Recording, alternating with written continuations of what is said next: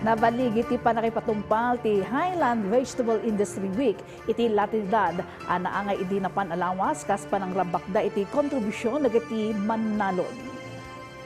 Sigun kini latidad Mayor Roderick Awinga nagunod dati panggap ti programa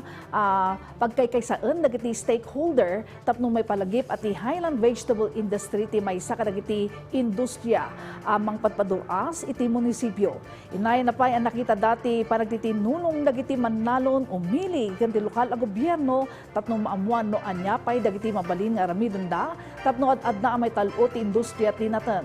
Agragregat mo ti lokal a gobyerno ti latindaan nga iyasideg iti regional ken national government dagiti mapaspasaran a parikot dagiti mannalon iti munisipyo tapno masolusyonan dagitoy.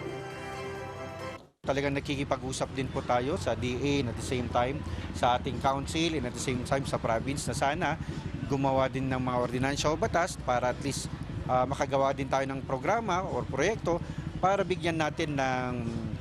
ng information yung ating magsasaka kung ano dapat yung itanim nila during this month or this month para hindi talaga magsobra yung mga produkto na itinatanim during a given period.